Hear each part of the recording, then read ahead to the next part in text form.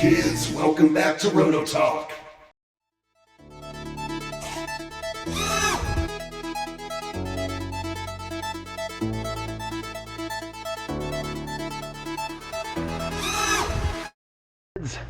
Welcome back.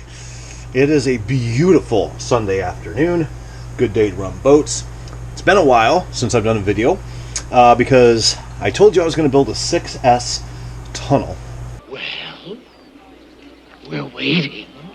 It's a zip kit, and I said I wasn't going to do a build video on it, and I didn't. It's done, but except for the guts, of course.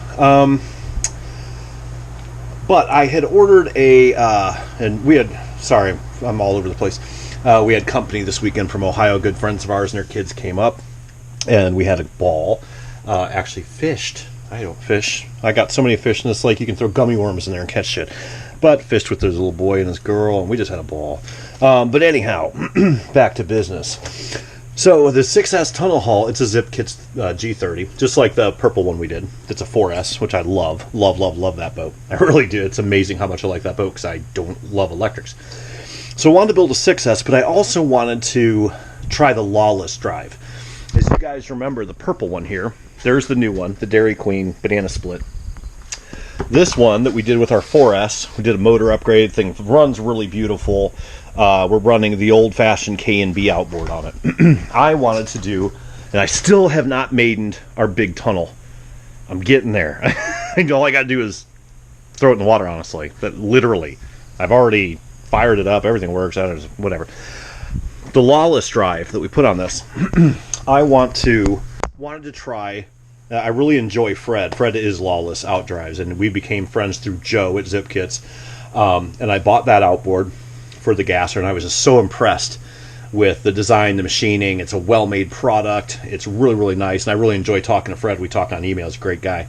And I want to call him Freddie Mercury. You know, Mercury Outboards, Fred, Queen. Anyway. So I ordered, and he makes these pretty much to order. And I waited for you guys. Look at this, vacuum packed and everything stays fresh. All right. This is the Outdrive for the 3S, or not 3S. 3.5 outboard. Okay, so same size as the K&B, but this is what you would run with the 4S, or we're going to see if it'll run the 6S. Might be a 4S at the end of the day. We'll find out. We're going to listen. Like those mattresses you buy. Pretty cool. So, our unbagging, I saved for you guys. This actually came on Friday. Yes, I think it came Saturday. Thank you, Fred. I did order this, by the way. And he cut me a little bit of a deal, a couple bucks, for being a returning customer or something, but I appreciate it nonetheless. So here's our mount to our boat. There's our swivel. And this is just an unboxing. We might throw it together too, but I'm not going to put it on the boat in the video. But I will do boat videos on the banana split once it's all up. So that is going to your transom. This is what your motor is going to swivel on. Oh, look at this. All his instructions. Now, my man Fred, he don't leave much out, let me tell you. Oh, sticker. We'll have to put that on the boat. All this, he always puts these in. Oh, multiple stickers. Sweet, thanks, buddy. I love stickers, man. Especially when I get a ding in a boat, I just put it over the boat. Anyway, yeah, I'll read this. I'm not going to read it on here. I pretty much know how these roll, especially with the Lawless, since it's a gasser. But I will read through this because a lot of times Fred puts tips in there of start this angle, launch it this way, whatever. Okay, where were we? Okay, so here's our cabin. Oh, another sticker. Man, dude, love you. I like my stickers. Okay, so here is our cavitation plate. It's just like the big gas one we did. Cavitation plate. Another sticker. Ah, two. Damn, I'm stickered up. I'm going to put one of them on my real car. Water intakes, just like the big one. Okay. 3 shafts again.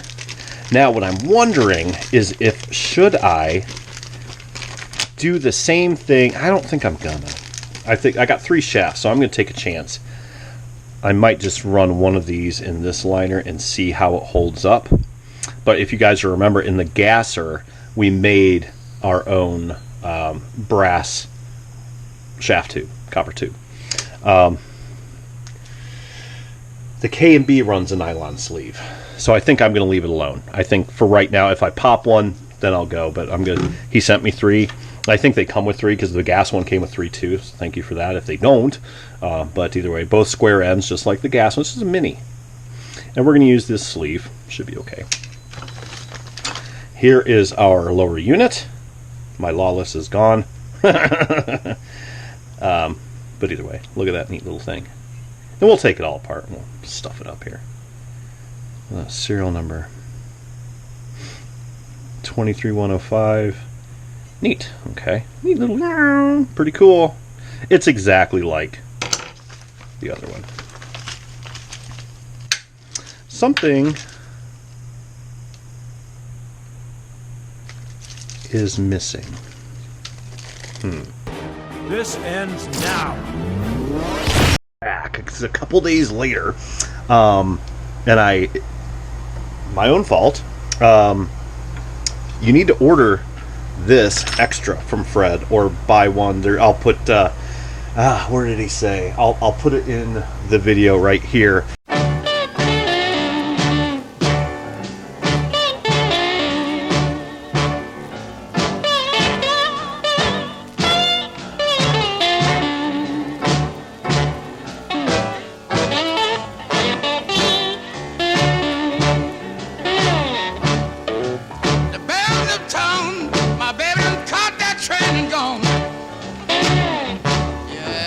This he says the K&B will fit. That's what this is. And remember, lefty tighty. Yeah, fits fine. And I told him, I said, he goes, oh, I'm sorry, I wish I should have asked you and I should have asked him. One of those type of deals. And I'm like, hey, it's fine. If it takes a K&B, I got 5 or 6 of those things. He's like, oh no, I'll send you one. I'm like, the goodness of his heart, there's one on the way. So that's kind of cool. Thank you, Fred. But this one is off of a K&B. And that's what we're going to use. So let's take this devil apart. Oh, come on. Alright, here we go. Let's take this guy apart. Here's our 3 shafts. Because we're going to have to assemble this guy up. And it is, okay, notice you got long screws, short screws. I should have put down a piece of paper for this, so y'all can see this easier, but it's obvious the short screws go in the shorter spots. Maybe zip through this real quick.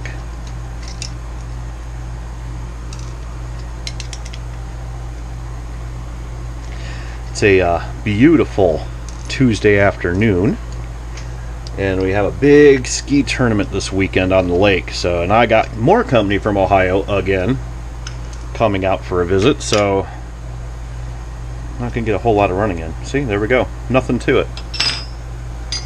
Now you take one of these guys, and it should fit. Just like that. Hopefully, without kinking. Now, again, what I'm wondering is, should I use a tube? I don't know if I even got one that small. Hang on a tick. Alright, we're back. So, what I did is, I did have an old boat laying around, a small one, just junker, used for bits and bobs like this. Took some of the shaft out, made it about the same length. We might have to trim it down a little bit. And then I annealed it. We're going to very carefully try to get some bend in this.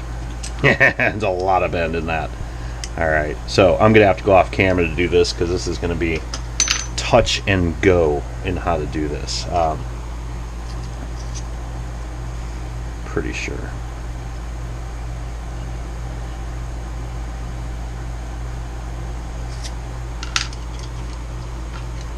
Okay. Almost there. I'm pretty sure I'm going to have to cut some of the end off. So we're going to try to form it in the formative years. I don't even know if this thing's going to fit with it collapsing, but I'm going to try it anyway. With the clamshell. Let me be right back. Let me get this bent up. Thing that I did learn about these from the big one, and I am not an expert by any stretch of the imagination on making shaft tubes for outboards. This would be the second time I've done it. First time was on the big one, and I think it took me 3 pieces of tube to get it right. Okay. Something I learned, make sure you measure how far in this is going to go. Okay. So I'm going to put this in. Otherwise, you cut too short, you cut too long. Better too short than too long. You don't want this thing like bottoming out. It will thread in half. Okay. And then I'm going to go right about now, I think. And we're going to cut right where I marked that with that marker. So I'm going to just take it to the grinder, zap it off, and then I'll file out the center so we don't have any burrs. Be right back. Alright, now if this doesn't fit in here, no big deal. I'll just go back to the plastic. Okay? And we're going to squish this in, and it should just form to it. It's close enough on the bend. But like I said, I think its tube might be too thick. Nope. Maybe? Maybe? I don't know, man. Fits in there. We're going to take a screw here. Like I said, I don't even know if I really need to do this. But we're gonna. Okay, looks like it will close. Let's put one of the big dudes in here at the bottom. But then we gotta see if it turns. I might have squished the tube doing that because I think the OD of this tube is just too big. But yeah, looks like it'll work.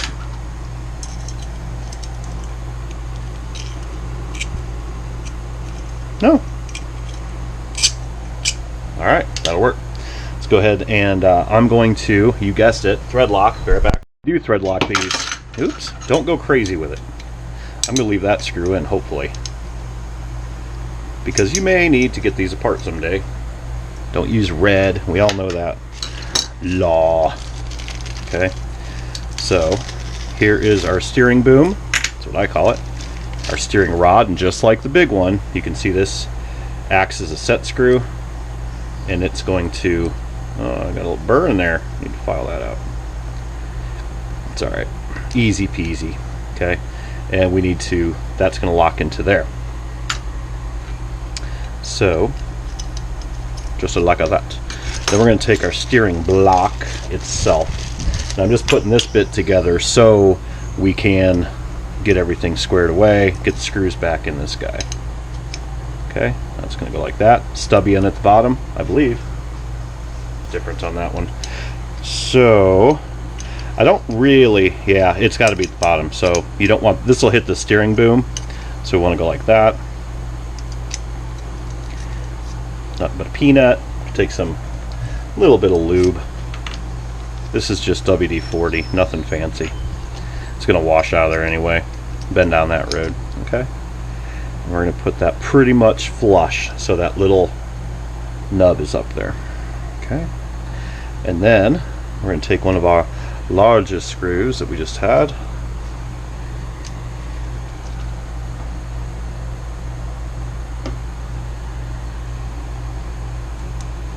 Okay.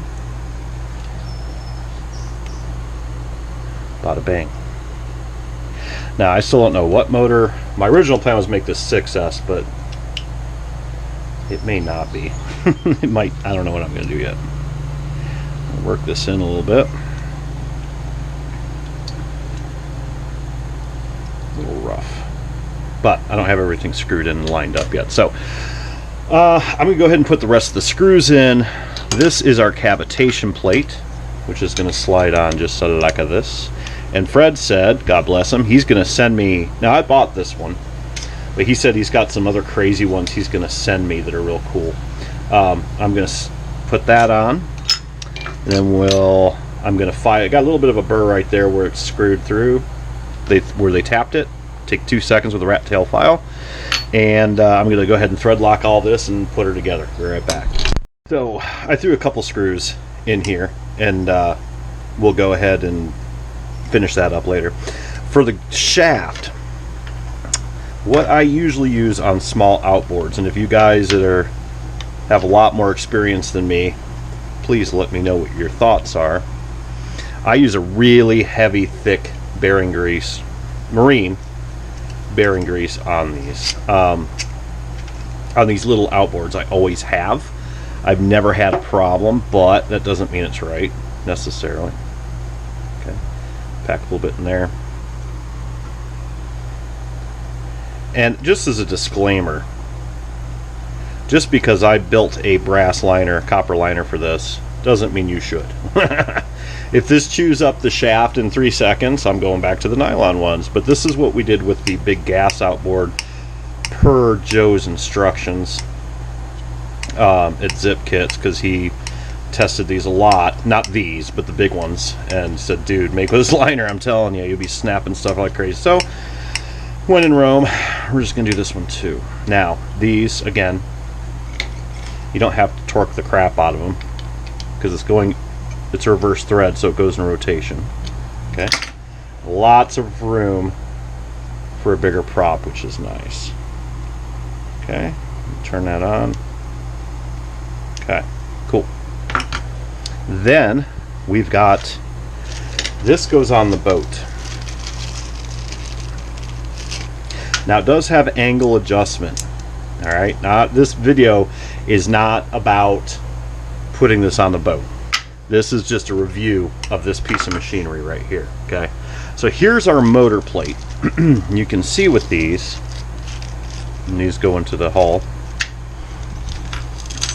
You got some countersunk holes for the motor. Well, countersunk for here.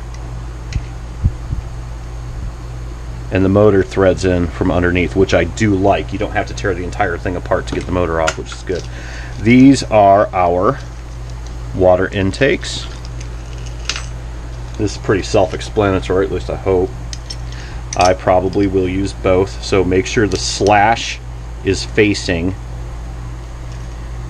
the prop, obviously. Okay. And if Fred, if he's watching this, he's probably like, dude, you put Loctite on everything. I'm like, yep. Unless it's something that's going to be a real challenge area-wise to take apart, I thread lock everything just about. Now, if it's a nylon, a nylock, I don't. But other than that, yeah, pretty much. I've had too much crap over the zillions of years I've done RC cars, boats, quads, all that jazz. Fall off. Smoking hot wife. She ran away. Okay. There we go. So we're going to do the other one just like that. I won't bore you with that. Then our motor mount. Now I still have to figure out what motor I'm using on this pig. Now, something to note, this does not come with the shaft adapter either that goes in here. So when you get your shaft motor shaft adapter off of Zip Kits or wherever you get it from, you're gonna have to use that, and I'll come back and we'll show you that. Be right back. Kids, welcome back to the mess. So here we are. This is a 1650 kV motor. This and this ESC, this is a fly color, which is the same as one of those Seeking 150 amp ESCs. This is actually out of an old prototype rigger that Joe sent me like 3 years ago, and it was called the Duracell. You might have seen it on the channel, but it was a prototype, never came to production, but it was a really neat boat. But I ain't really run it anymore, so I'm like, I'm just gonna take the whole motor, the whole 9 out, and that's what we're gonna use. And now when you're using a motor this big, there we go. Yeah, let's bring this up to the center, right about there, water jacket. And we will turn this a touch. And we don't really want to spit in that way. You gotta think about your water shooting out of the top here. We're just gonna angle it a little bit back. There we go. All right. And our other water, I have not measured this yet. That's why it's so long. I just didn't cut it. These I had heat shrink together, so it's going the right direction, so I didn't bother cutting that. It's 1400. I think it's like a 1450, 60. This will not be the prop I'm using. This is actually the prop off my Nitro because my Nitro outboard, because I took this off of my Nitro outboard. But when I get the new one that Uncle Fred sent me from Lawless, I'll put this back on my Nitro. But I'm going to pop this on the boat real quick. And we got some good angle adjustment as long as I get the height right. You know, within scraping distance, we've got adjustments here, and that should work fine. So, what else is there? Got the motor plate on there, everything. Is there anything I missed to tell you guys? I don't think so. I don't think so. Now, this bit right here, this shaft adapter, since this motor's so big, it wouldn't fit. All right, so with this on there, the motor wouldn't seat. So I cut about a quarter of an inch, maybe not even that much, a little healthy eighth of an inch off of that prop shaft, and then I put this in. So she should fly pretty good. Now, a lot of freaking weight. That's a big motor compared to the 4S model that we have. Much smaller. So let's grab this and we'll do a comparison. See? Big difference. So what we're going to do is we are going to CG on a tunnel, believe it or not, as finicky as they are, they're not that tight on CG like a hydroplane, like a real, like F1 hydro. But don't make it worse for yourself. You know. So what I'm going to do is I'm going to mount my battery way up there. Not way up, but I'm going to do it moderately compared to the 4S, because that battery, that 6S battery, is a beast. It's very large, the ones I use, 5,000 milliamp. I don't even know if the boat's going to handle it. It might disintegrate. You're going to need a bigger boat. I have no idea. This boat is made for 4S. Now, I've got a bunch of 3600 kV motors brand new in the box. That is not one. This one's a 2050. So I was kind of stuck in the middle of, I want to go a little bit conservative. I want the torque, but I don't necessarily I can't run this on 6S and not have it hot as hell. So this little adapter is out of this from Zip Kits. Hyper Performance Products, electric conversion kit for K&B style. Anyway, I'm not using this bit, just that bit. And they're real cheap at Zip Kits. You can find, go to zipkits.com. I'm not going to put the link in there, and just look around. You'll find it. It's under outboard accessories, I do believe. Okay, so I'm going to pulp him over. I'm going to pop this thing on the boat real quick. We might even be test driving this thing tonight, because this ain't going to take but a hot minute. All I got, I did print the servo tray. I have everything for this right now. So, yeah, I forgot I even did that. Where the hell did I put it? That's another question. But I'm going to go ahead and put this all in, bolt everything up, and hope and pray for the best. So, until maybe tonight, I don't know. Depends on if they're skiing out there and whatever else, but if not tonight, then tomorrow. We are going to run the gas outboard this week as well. I'm making a couple changes. I ordered a different carb for it, and I want to put a pulley on it instead of a pull. I just don't like pulling that outboard and hurting the servo or anything like that. So I'm just going to put an electric start on it and be done. And that's about it. So you will be seeing that this week. I pretty much promise you, unless something really dire happens, we'll be doing that. And running the 6S, hopefully tonight. We'll see. So till next time, kids, keep dry side up. Bye. Relax, don't do it when you wanna go to it. Relax, don't do it when you wanna come. Relax, don't do it when you wanna suck it to it.